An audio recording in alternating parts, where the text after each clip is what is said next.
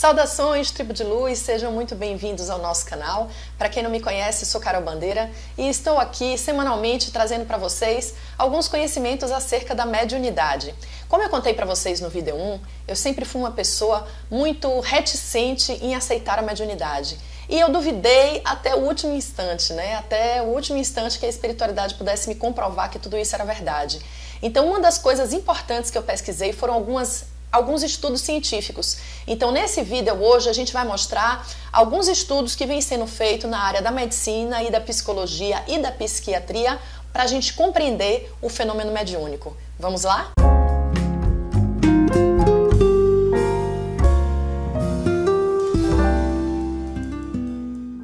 Se você é novo aqui no canal, eu já vou te convidar para você se inscrever tocando o sininho aqui embaixo. Semanalmente, a gente tem postado vídeos sobre mediunidade e todos os dias a gente tem aí o desafio de 45 dias de harmonização, que você pode também estar se conectando com energias elevadas para que a gente possa elevar nossa frequência nesse momento de tanta dificuldade mundial.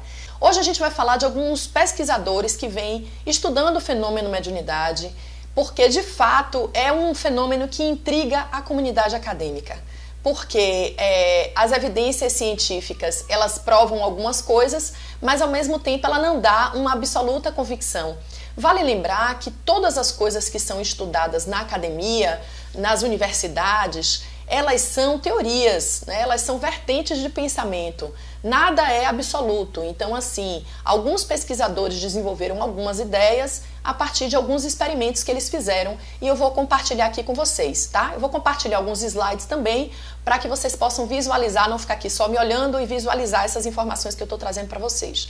Então, assim, o primeiro pesquisador que eu quero compartilhar com vocês é o Dr. Alexander Moreira Almeida. Dr. Alexander Moreira, ele é psiquiatra e ele investigou profundamente o fenômeno mediúnico a partir da conexão entre as doenças psiquiátricas e a questão da mediunidade. A doença psiquiátrica que mais se aproxima da mediunidade é a esquizofrenia. Eu não sou nenhuma psiquiatra para falar de esquizofrenia, mas posso falar um pouco do que eu li sobre o tema, né? Então, assim, a esquizofrenia é um transtorno mental grave que interfere intensamente no modo como a pessoa pensa, sente e se comporta socialmente. Essa desestruturação psíquica apresenta sintomas como alucinações, delírios, dificuldades no raciocínio e alterações no comportamento, como indiferença afetiva e isolamento social. Como eu contei para vocês no vídeo 1, eu pensei, quando a mediunidade eclodiu de forma ostensiva na minha vida, aos 20 anos, que eu era esquizofrênica, porque a esquizofrenia ela tem esses sintomas assim de, por exemplo, ouvir vozes, essa desassociação entre a realidade e o que a pessoa está vivendo, que é exatamente o que a mediunidade traz. Então, assim, a mediunidade é uma espécie de desassociação temporária, porque eu perco a minha personalidade e eu incorporo a personalidade daquele espírito que está se manifestando. Então, será que é uma espécie de loucura? Tipo assim, a pessoa se desassocia da realidade. Então, eu fiquei muito angustiada no começo, achando que realmente eu poderia ser esquizofrênica.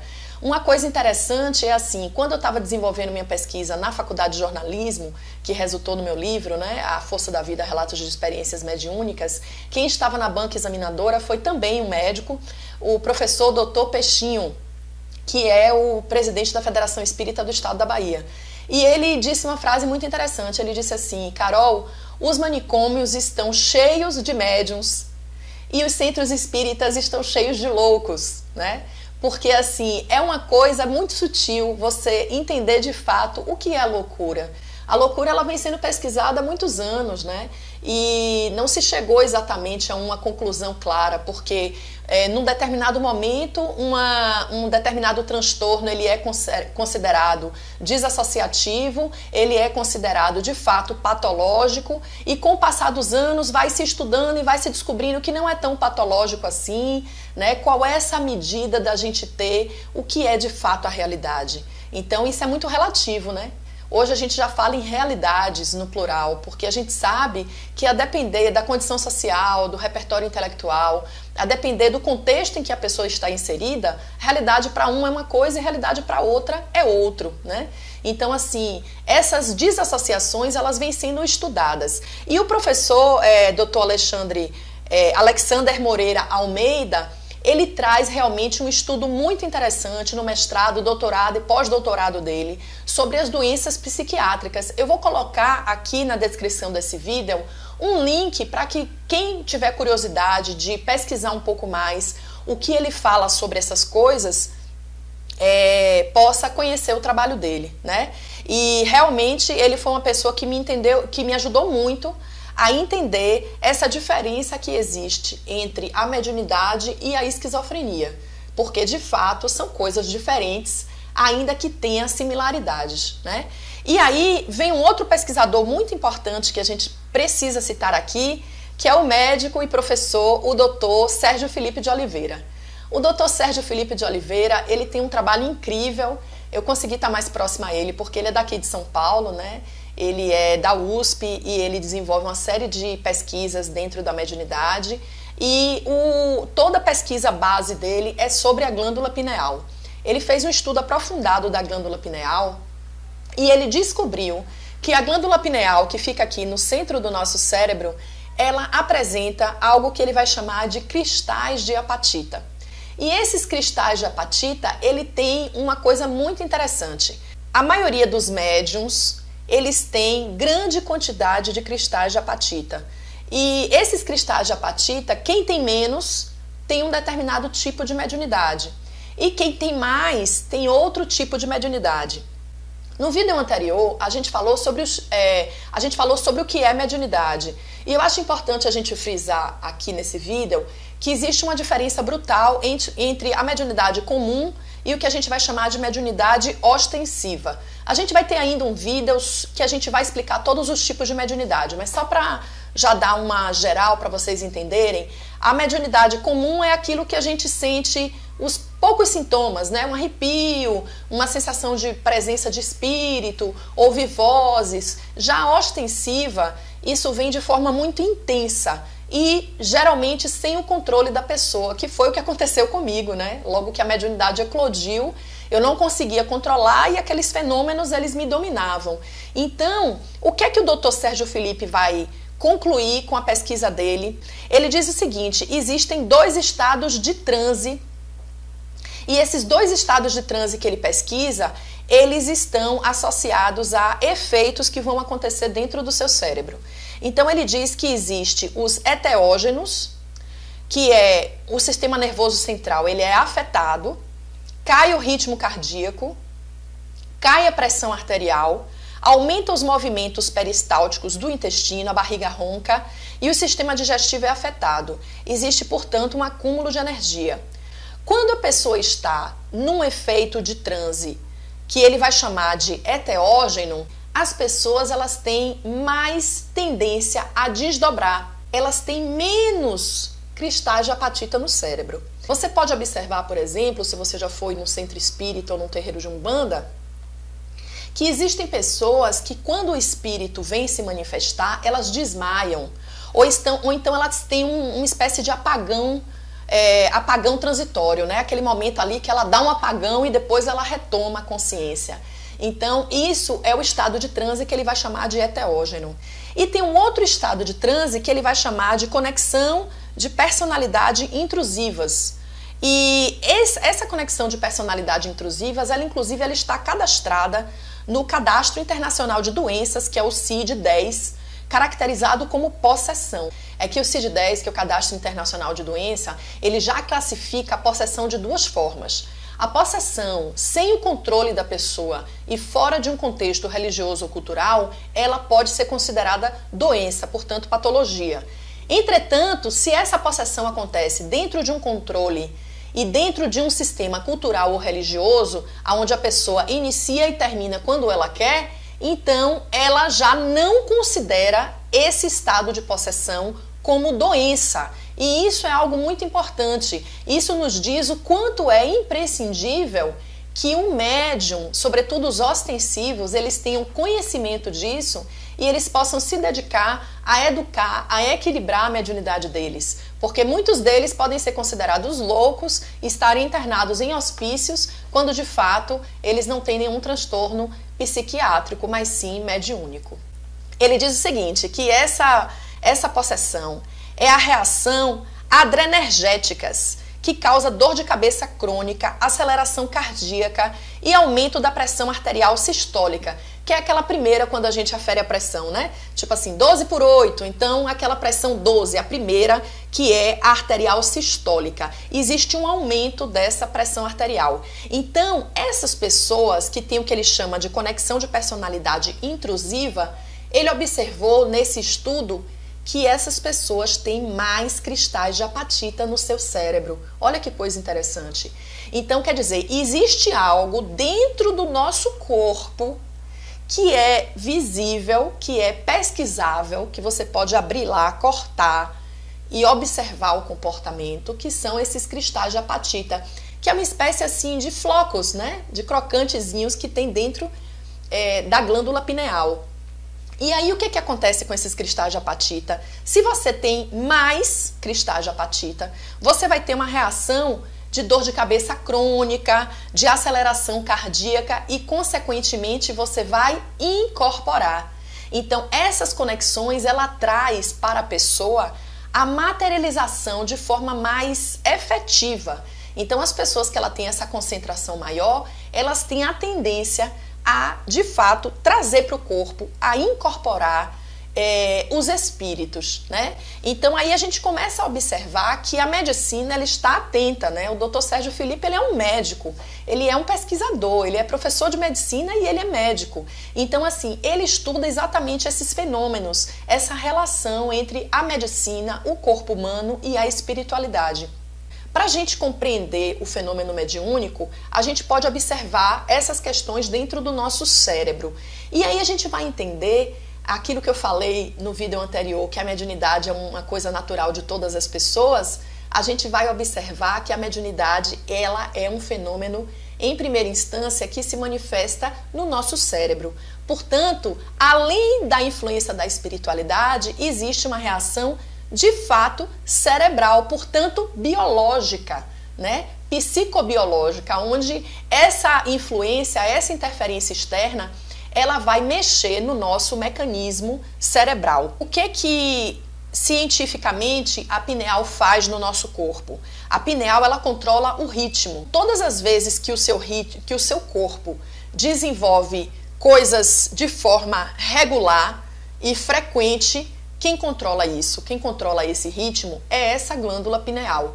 Por exemplo, o estado de vigília e de sono. Então, assim, o seu corpo dorme em um determinado momento, depois ele acorda. E isso é um ciclo que se repete. Então, essa repetição, esse ritmo, quem controla é a glândula pineal.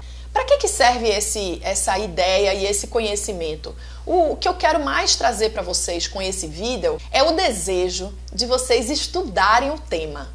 É o desejo de vocês pesquisarem. Naturalmente que aqui é uma pitadinha, como eu falei no vídeo 3 sobre a nossa metodologia, a gente vai abordar os assuntos de forma bem curta e resumida para que isso instigue você a pesquisar. Então eu vou colocar aqui na descrição o link para Unispírito, que é o site do professor Dr. Sérgio Felipe, que ele tem um trabalho incrível, né, de pesquisa da espiritualidade junto com as questões da medicina e outros pesquisadores, tá certo? Para que isso instigue a curiosidade de vocês e vocês possam começar a pesquisar o tema. Existe uma coisa que é também profundamente influenciada pela questão da mediunidade, que é o nosso hipotálamo. Observe essa imagem do hipotálamo, da glândula pineal e da glândula pituitária. O hipotálamo, ele controla 4 funções no nosso cérebro, no nosso corpo, que é a sensação de fome, é a sensação de sono, é o desejo pelo sexo e a agressividade. E aí você veja como isso tem relação direto com a mediunidade. Como a mediunidade é um fenômeno físico, aonde o espírito ele vem e ele acopla no seu corpo, né? A gente vai ter depois uma aula eu explicando como é que funciona essa transmissão. Então, o espírito ele une o campo eletromagnético dele ao campo eletromagnético do médium e ele transmite ali através do cérebro as ondas e as frequências do que ele quer transmitir. E aí o que acontece nessa passagem? O que acontece é que isso afeta o nosso hipotálamo. Afeta de tal forma que é muito comum na vida do médium essas 4 coisas serem afetadas. Por exemplo, você costuma ou perder o sono, ou ter insônia, ou ter perturbações durante o sono, pesadelos, coisas que você não consegue controlar muito bem. Então, o seu sono ele é fortemente afetado e isso é muito comum na vida de um médium.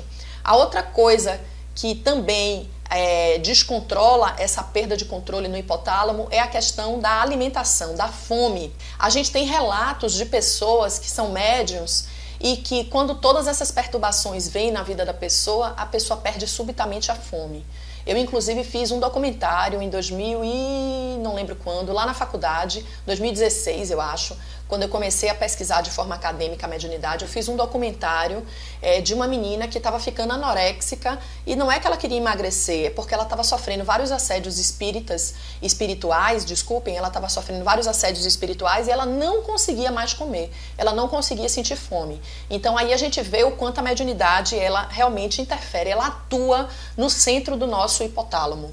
Ou então a pessoa tem fome desesperada, então assim, quer comer e passa a comer mais do que o normal. Naturalmente que eu não vou dizer, como eu já disse em outros vídeos, que tudo é mediunidade, não é assim. Não é pra gente ficar impressionado e achar que todas as disfunções da nossa vida dizem respeito à mediunidade. O que eu estou explicando aqui é de forma científica que a mediunidade, por ela interferir no nosso cérebro, por ela sofrer de fato, interferências no nosso hipotálamo, ela pode gerar também essas coisas. Mas naturalmente que você pode ter um transtorno alimentar e isso não tem a ver com a mediunidade, certo? Então assim, precisamos investigar, precisamos ser criteriosos e críticos e estar investigando, sobretudo, o que está acontecendo conosco. Se a gente é uma pessoa que sempre teve uma vida alimentar tranquila, e de repente a gente começa a ver vulto, a gente começa a ouvir vozes e começa a ter um descontrole alimentar, isso pode ter relação com a mediunidade. Agora, se você é uma pessoa que você já tinha um transtorno alimentar desde a infância, sempre comeu de mais ou de menos, então a gente também não pode culpar a mediunidade, mas que de fato interfere no seu hipotálamo e isso pode desregrar, isso sim pode acontecer. A terceira coisa diz respeito ao sexo. Não tem nada a ver com a sua orientação sexual, mas tem a ver com a perda de controle. Então é aquela pessoa que ela tem um desejo exacerbado de sexo e ela não consegue controlar aquele desejo dela, né? Então assim, além da conta, além do normal, ou o oposto também, né? O hipo. Então assim, ela não quer de jeito nenhum sexo, independente de ter qualquer trauma, a pessoa pode ter tido uma vida sexual normal e de repente, subitamente, ela fica completamente frígida e ela não quer de forma alguma se conectar mais com a sexualidade.